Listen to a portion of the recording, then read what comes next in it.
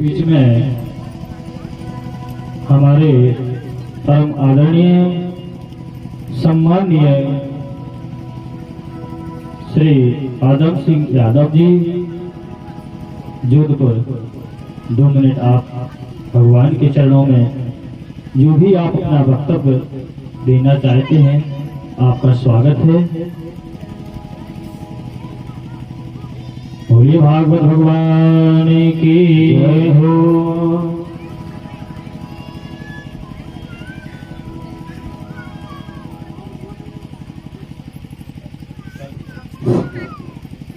बोलिए भागवत महापुराण की जय हो। बोलिए व्यास जी महाराज की जय हो। बोलिए बंधिया वाले सरकार की जय हो। बहुत शुभ समय है कि बंधिया वाले की कृपा से हमको आपको श्री महाराज जी के द्वारा एक अमृतमयी कथा सुनने को मिली।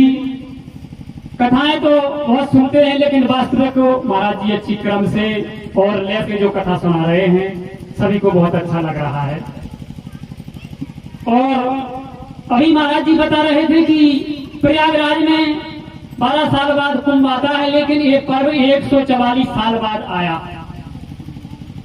बहुत से लोग यहाँ से स्नान भी कर आए, जो नहीं जा पाए वो ये ना समझे कि हम नहीं जा पाए। महाराज जी कहते हैं कि यही चलता फिरता प्रयाग है, जग जंगम यह तीर्थ राजू। ये चलता फिरता प्रयाग है तो यहीं प्रयागराज में हम और आप डुबकी लगाते हैं। ये आसन ही आपका स्टेशन है, आप यहाँ तक आ चुके वो ही आपका टिकट है। ये आसन है स्टेशन, टिकट है आपके आवाहन का।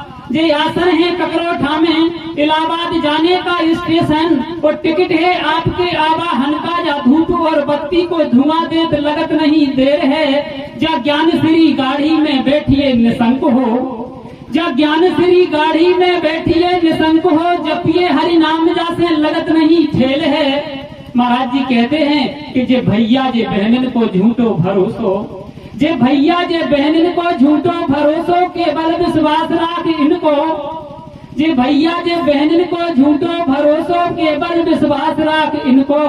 तो संगम नहावे जो भागवती रेल है, सुरपुर पहुंचावे जो भागवती रेल है। अरे ताली तो बजाओ, हमें नहीं महाराज जी का सम्मान करो। जितने भी अतिथि कलाकार आए हमारे आपके बीच में हैं, आज ये चले जाएंगे, जाने कब मिलेंगे। इनका सम्मान तालियों से होता है, ताली का ही सम्मान चाहिए। कहा है कि होटल में परोसी जाती वो थालियां नहीं होती, होटल में परोसी जाती वो थालियां नहीं होती। चुनाव में लड़ी जाती वो पालियां नहीं होती, होटल में परोसी जाती वो थालियां नहीं होती। चुनाव में लड़ी जाती वो पालियां नहीं होती, वो ब्याह में गाई जाती वो गालियां नहीं होती। वो यदि कह के बजवाई जाती वो तालियां नहीं होती, कह के बजवाई जाती वो तालियां नहीं होती। अभी तक समय बहुत कम है क्योंकि आज आखिरी समय है। तो अभी तक हमने आपने महाराज जी के द्वारा सत्युग त्रेता की लीलाओं के दर्शन किए। जब से कृष्ण जी का जन्म होता है तब से उनकी बाल लीलाओं के चरित्र के भगवान ने हमको आपको दर्शन कराए। तो महाराज जी ने जो कथा गाई वो महिमा पंडित जी ने गाई, बंधिया बारन ने सुनवाई। पोथी पंडित जी ने गाई, बंधिया बारन ने सुनवाई। त्रेता युग में जनकपुरी में सखियों ने भगवान से वरदान मांगा था, तो भगवान ने कहा था कि अभी नहीं, द्वापर में लीला करूंगा। तो वो लीला महाराज ने हमको आपको सुनाई। क्या भाव रखा था जनकपुरी की सखियों ने? और जनकपुरी की बेसखियों ने रखा था मन भाव, अपने रखा था मन भाव। हम सबके तुम बनो स्वामी, जोई प्रेम प्रभाव। लेकिन महाराज जी सुना रहे थे कि महाराज भगवान ने मना कर दिया कि अभी नहीं द्वापर में। तो बोले द्वापर में कब तिथि और बार बताओ। तो भगवान बोले जनकपुरी में त्रेता युग में। और त्रेता बदले द्वापर दे हो, त्रेता बदले द्वापर दे हो। मथुरा में अवतार ले हो, मथुरा में अवतार। सखी बोली कबे? त्रेता बदले द्वापर दे हो, मथुरा में अवतार ले हो, मथुरा में अवतार। अरे भादो महीना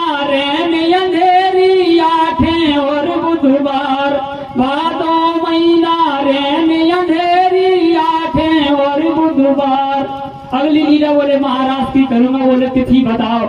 कुआर को महीना शरद पड़ेगी, बंसी बजवा हो, बाद में बंसी बजवा हो, और महाराज में डार के बैया बाद में नचवा हो। महाराज जी ने आपको दान लीला भी सुनाई, दान लीला का वरदान दिया कि कार्तिक महीना दान चुका हो, तुमसे दहिरा के सखी में, तुमसे दहिरा के। जगह बताओ। बोले वृंदावन की कुंज गलन में ग्वाला अहिरा के। लीला तो 12 महीना की है, लेकिन समय बहुत कम है, एक फाग लीला हो। बोले फागुन महीना न में पड़ेगी, बरसाने हो रही, खेले बरसाने हो रही, और गली रंगीली मोहन खेले और राधा गोरी। रंग भरी 11 को भर हो, ये भगवान ने वरदान दिए थे, जो रंग भरी 11 को वृंदावन में परिक्रमा होती है। रंग भरी 11 को भर हो, नंग रंग में रंगा, सबके नंग रंग में रंगा, और वृंदावन में फाग खेल हो, दाऊ हो रंगा। इसी बात पर हम जो है क्षमा चाहते हैं, समय बहुत कम है, लीला तो बहुत है, कभी सुनाएंगे। और आज अंतिम समय है, हम निवेदन करेंगे कि हमारे थोड़े बद्री नन्ना खड़े हुए और महाराज जी से निवेदन करें हाथ जोड़ के कि जो कुछ गलती हम यजमान परिवार से, गांव वालों से हुई हो, वो महाराज जी और सभी कलाकार हमारी गलतियों को क्षमा करें। इस बात की हम विनय चाहते हैं। बहुत बहुत धन्यवाद।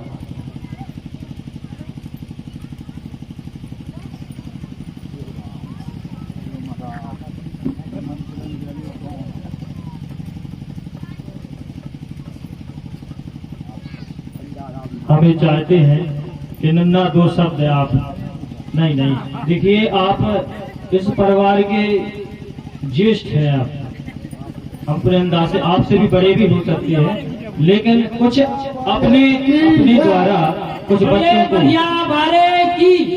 कुछ 2 शब्द बोल दें अपने बच्चों को अपनी तरफ से। आपकी गलती समझ लो हम सब बन गई हो, क्षमा। नहीं नन्ना, बहुत आनंद आया। स्वभाव बहुत अच्छा स्वभाव है, हम जब केवल आपसे आग्रह करें तो कोई भी गलती बन गई हो, अरे नहीं, क्षमा करो। हमें सब आनंद है ठाकुर जी की कृपा से। बस महाराज यही बनाए, यही आशीर्वाद। बहुत बहुत धन्यवाद। बोलिए भागवत भगवान की। श्री सुखदेव जी महाराज ने 7 दिवस पर्यंत हे भगवान की कथा सुनाई है। देखो, जिन लोगों ने अभी तक जो बीच में किसी कार्यवश कहीं बाहर जाना पड़ा और बीच में जो लोग कथा नहीं सुन पाए, तो सुखदेव जी महाराज ने राजा परीक्षित को संक्षिप्त में सूची सुनाई, संक्षिप्त में कथा बताई।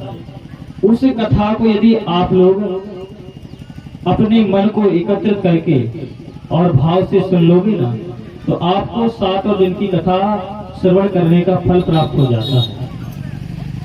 तो आइए अब संक्षिप्त में आपको बताने जा रहे हैं। प्रथम दिवस की कथा में आप लोगों ने भगवान के स्वरूपों का वर्णन सुना कि भगवान का रूप कैसा है।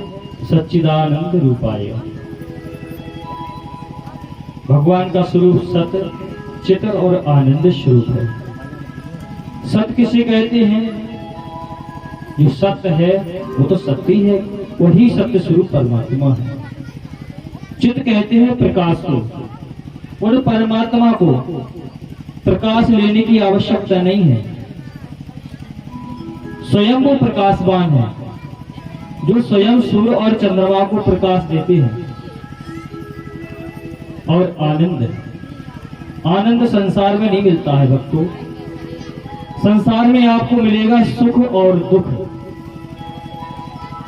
आनंद तो केवल हमारे हृदय में प्रकट होता है, जब हमारे अंदर भक्ति होती है ना,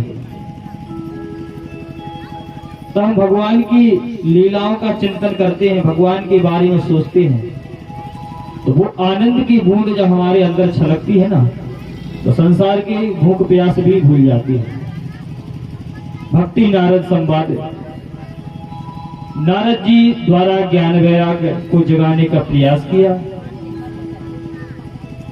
आप लोगों ने आत्मदेव की कथा श्रवण की कि इन्हीं भागवत जी की कृपा से धुंधकारी जैसा महाप्रेत, जिसने अपने जीवन में पाप के अलावा कुछ नहीं किया, लेकिन भगवान की कथा श्रवण मात्र से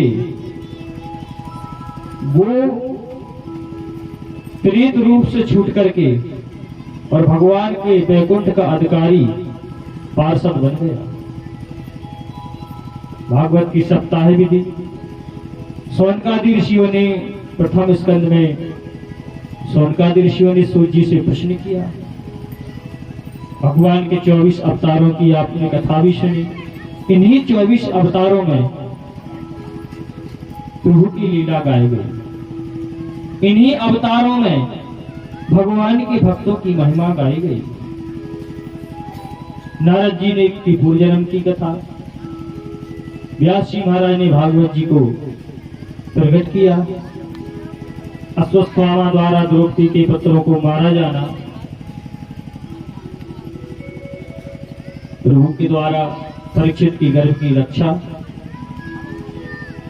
स्वयं भगवान श्री कृष्ण उत्तरा के गर्भ में प्रवेश हो गए और अपने सुदर्शन चक्र से उस अश्वत्थामा के ब्रह्मास्त्र को रोका और राजा परीक्षित की रक्षा की, और भीष्म द्वारा भगवान की स्तुति और भगवान के सामने अपने देह का परित्याग कर दिया।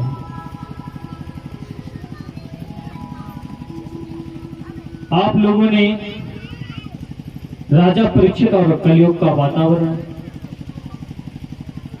वही मैं कथा में पुराण दूसरा दोहराना चाहता हूं कि राजा परीक्षित से कलयुग ने यही कहा था कि राजन, मुझ में एक अच्छा गुण है जो अन्य युगों में यज्ञ आदि तपस्या आदि करके और एक पांव से खड़े खड़े ना जाने कितने वर्षों तक अपनी मुक्ति के लिए तप किया है, भगवान को पाने के लिए तप किया है। लेकिन राजन, यदि मुझे रख लोगे तो ये सब कुछ नहीं करना पड़ेगा, केवल भगवान का नाम उच्चारण करता रहे, वो चलता फिरता, उसका उद्धार हो जाएगा। इस प्रकार से जब कलयुग रहने लगा, श्रृंगी ऋषि द्वारा श्रापित करवा दिया।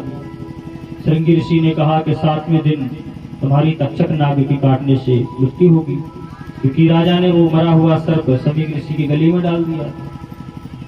सुखदेव जी महाराज आए, राजा ने यही प्रश्न किया कि भगवान, मैं ये जानना चाहता हूं, मैं अपने लिए प्रश्न नहीं करता, मैं संसार के प्राणियों के लिए प्रश्न कर रहा हूं कि भगवान, जिस व्यक्ति के जीवन के 7 दिन रह गए हो, उसको अपनी मुक्ति के लिए क्या उपाय करना चाहिए।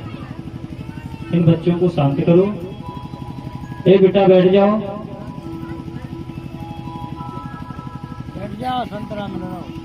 ये प्रश्न किया तो सुखदेव जी महाराज ठहर गए और इन्हीं प्रश्नों से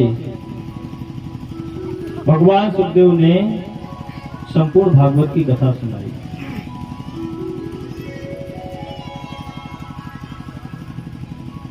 सृष्टि का वर्णन के बारे में कि सृष्टि कैसे रची गई,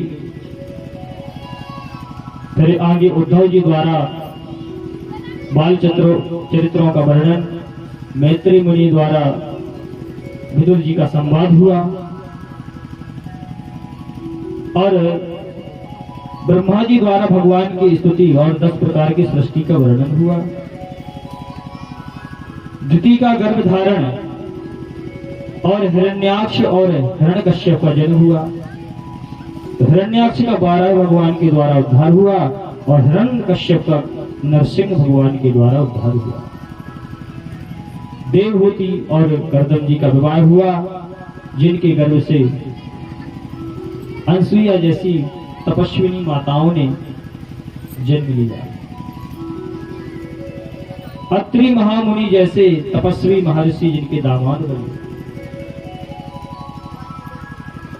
मनु जी महाराज के और आगे वंश का वर्णन किया, उत्तानपाद राजा का किया, प्रियव्रत राजा का वर्णन किया, इन राजाओं के वंश का वर्णन करते हुए आगे ध्रुव जी के चरित्रों का कि देखिए 5 वर्ष का बालक, आजकल लोग बोल देते ना छोटी छोटी बातों के, जब बुढ़े हो जाएंगे जब कर लेंगे भजन, लेकिन किसी के पास कोई प्रमाण पत्र नहीं है प्यारे के बुढ़े हो।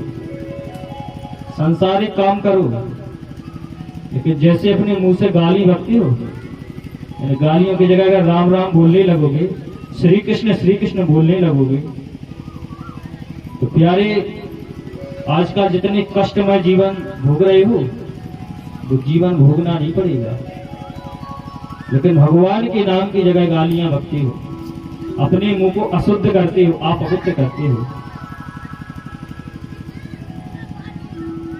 देखिए 5 वर्ष के बालक ध्रुव जी ने कैसे भगवान की तपस्या करके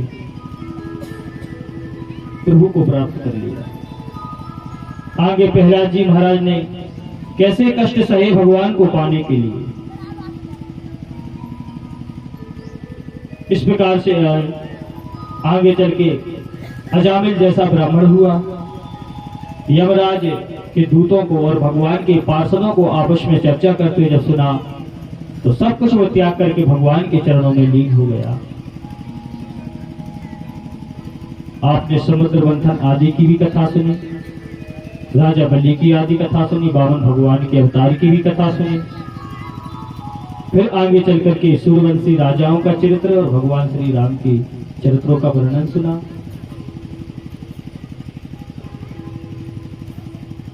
फिर भगवान श्री कृष्ण के संपूर्ण चरित्रों का आपने वर्णन सुना ही है।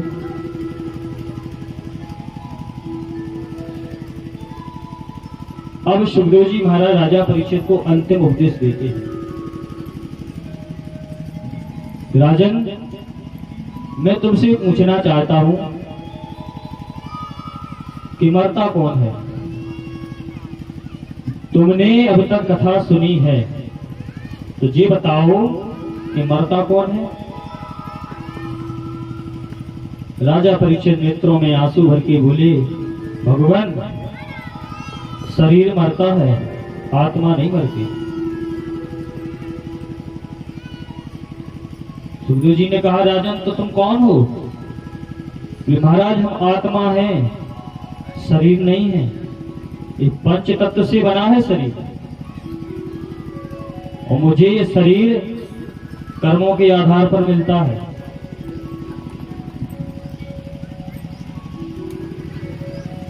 सुखदेव जी महाराज हंसने लगे, तो तुम मरोगे? बोले, महाराज किसी की ताकत ही नहीं है कि कोई हमको मार सके, केवल हमारा जलेगा तो शरीर जलेगा तक्षक, केवल शरीर जला सकता है, आत्मा कभी जल नहीं सकती है, ना कभी गल सकती है, वो तो सदा अजर और अमर है। आप जैसा कर्म करोगे ना, उसी कर्मों के आधार पर आपको शरीर प्राप्त होगा प्यारे। आपने अच्छे कर्म किए, मनुष्य बन गए, आपने बुरे कर्म किए, नाना प्रकार से नरकों में कष्ट भोगना पड़ा। और भी 84 लाख योनि है, पक्षी योनि में चले गए, पशु योनि में चले गए, कीट पतंगा आदि योनि में चले गए, वृक्षों की योनि में चले गए। सुखदेव जी ने कहा, राजन मुक्ति किसे कहते हैं? बोले, मुक्ति उसे कहते हैं कि जिसका जन्म लेना और मरना ये समाप्त हो जाए और भगवान के चरणों में अपना स्थान बना ले, उसको मुक्ति कहा जाता है।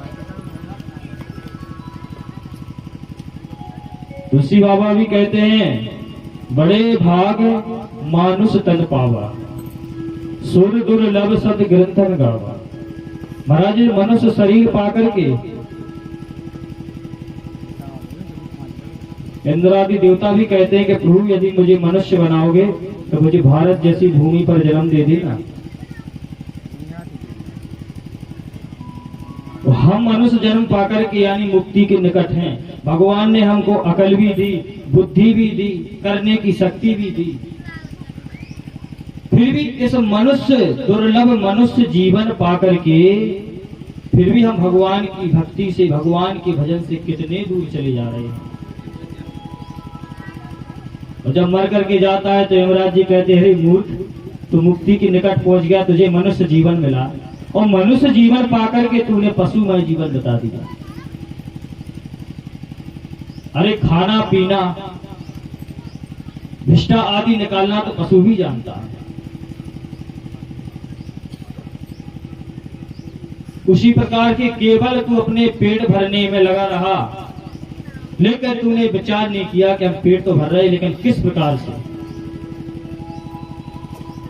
उस पर विचार नहीं किया आपने। हम कैसा धन खा रहे हैं, कैसा धन हम ले रहे हैं, कैसा धन हम रख रहे हैं, इस पर विचार नहीं किया। और दुष्ट जब तू मर के आया है तो अपने कुल खानदान में ऐसा बीज बो के आया है कि तेरी आगे वाली पीढ़ी वही कर रही है। तो तू अपने पाप कर्म के कारण तू यहाँ पड़ा है और तरस रहा है कि भगवान कोई हमारे वंश में ऐसा भक्त हो जाए, ऐसा धर्म कर्म करने वाला हो जाए कि कम से कम हम नरक में पड़े हुए तर तो जाए। लेकिन तुमने वो रास्ता नहीं दिखाया। प्यारे, ये बड़ा दुर्लभ शरीर है, भगवान का नाम लो। क्यों इस शरीर को नशा पत्ती शराब आदि में बर्बाद कर रहे हो? क्यों किसी को गालियां दे रहे हो? तो प्यारे, अगर इस मानव तन पाकर के गलत कर्म करोगे ना तो फिर भटक जाओगे ना जाने कितने करोड़ों वर्षों तक के लिए। और जो अपना समझ रहे हो कि मेरा घर है, मेरा परिवार है, मैं इतना बड़ा आदमी हूं, मैं जमींदार हूं, ऐसा हूं, मैं वैसा हूं, मैं ये प्यारे कर्मों के आधार पर मिलता है। ऐसे ऐसे सेठ भी पड़े हैं संसार में कि नाना प्रकार से धर्म करते हैं कि भगवान एक बच्चा हो जाए। तो इन्हीं में से अच्छे कर्म करने वाले उन्हीं के यहाँ सेठों के यहाँ जन्म लेते हैं। तो गलत कर्म करने वाले गरीबों को जन्म लेते हैं। कुछ लोगों के ऐसे भी कर्म होते हैं प्यारे कि गरीबी स्थिति में जन्म तो लेते हैं परंतु भी अपनी बुद्धि और बल से सब कुछ बना ले जाते हैं। लेकिन हमारा कहने का तात्पर्य यह है कि विचार जरूर करना चाहिए कि हमको इस प्रकार से कमाई कमानी चाहिए जिससे हमारी बुद्धि शुद्ध रहे, हमारे परिवार की बुद्धि शुद्ध रहे, विचार अच्छे रहे।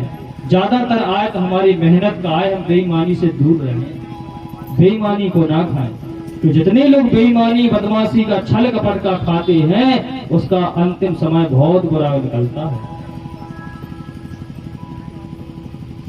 श्री सुखदेव जी महाराज ने अंतिम उपदेश देकर के कहा, राजन जाओ भगवान के चरणों में मन लगाओ।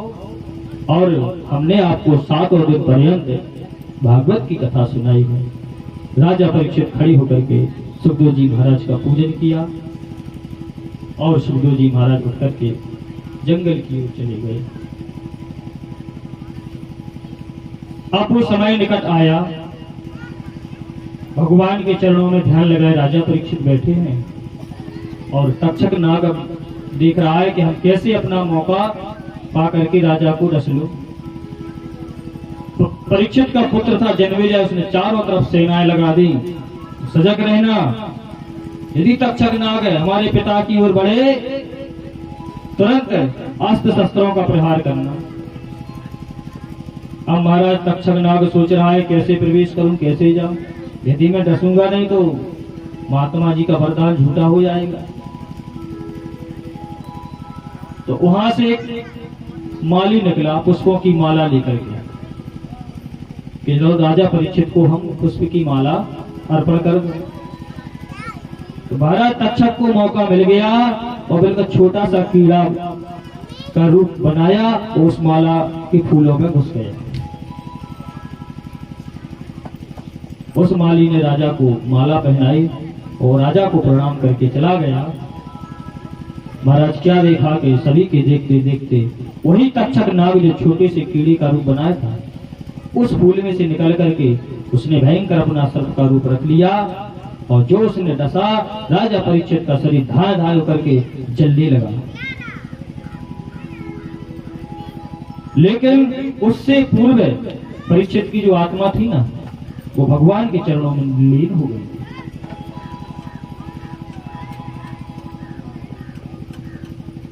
बोलिए भागवत भगवान की। अब मैं भाई बंधुओं से यही निवेदन करता हूं कि आपने प्रथम दिवस से लेकर के और आज सप्तम दिवस तक जो भी आपको अच्छा लगा हो प्यारे जीवन में जरूर उतारना। और यदि आपने अपने जीवन में नहीं उतारा और जो काम करते चले आ रहे हो